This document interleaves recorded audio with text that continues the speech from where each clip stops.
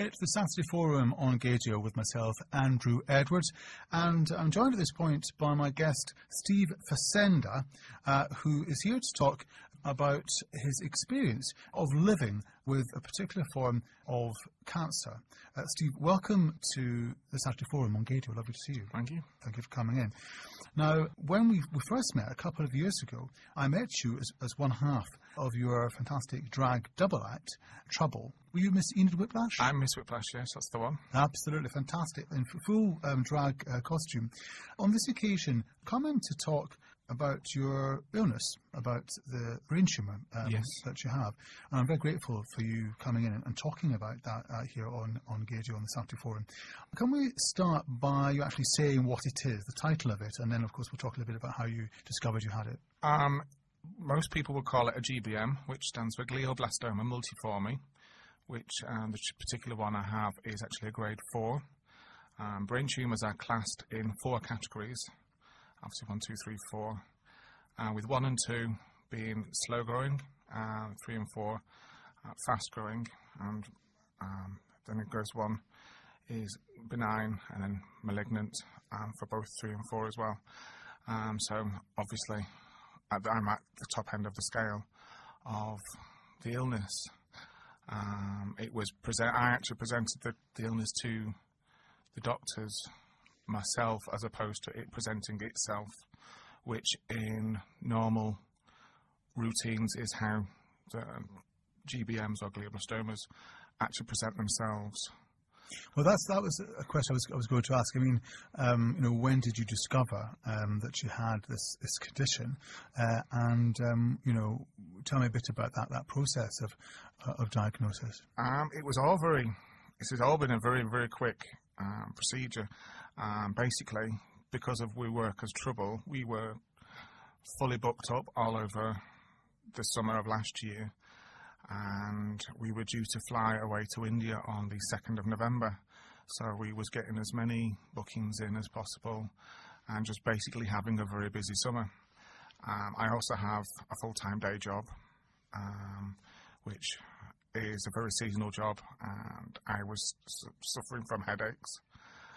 But I also knew that I needed my eyes testing towards the end of August, September time, which I put off and just kept taking another paracetamol, another ibuprofen, and just basically get on with it, which was what happened.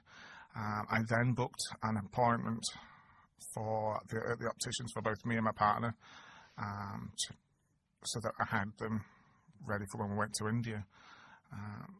I had a test on the 5th of September. The optician discovered that I had tortuous veins in the back of my left eye, which isn't an issue for most people. It can just possibly mean you have high blood pressure. So I was referred to the doctors, and I actually went to the doctors on the 7th of September, who referred me over to the MRI eye hospital for further tests, just to cover themselves. They then wanted to do a CAT scan on the 8th of September, and from then on I was immediately admitted to the MRI because they discovered a growth at the back of my head on the left-hand side, which was causing pressure within my brain, which ultimately was causing the pressure on my left eye. So I'm assuming that must have been a huge shock. It was, and it wasn't, but it obviously was a shock to find out that I have got a growth in the back of my head. The growth was actually 5 centimetres by 3 centimetres, which, if you visualise, is about the size of an egg, which was the hard part for me. When somebody said it's 5 centimetres by 3, that's just figures, and then somebody pointed out that that's the size of a small hen's egg. Sorry. I was given large doses of steroids whilst I was in there to try and reduce this one, because at this stage it was just a growth, and there was no other way forward at that time. So the steroids and other medication I was on From the 8th of September, I was on almost 20 tablets a day. The whole process then ran very, very quickly. On the 13th, I had another MRI. On the 14th, my case was discussed at a multidisciplinary meeting, which involves neurosurgeons, counsellors. There's lots of other people involved in this meeting.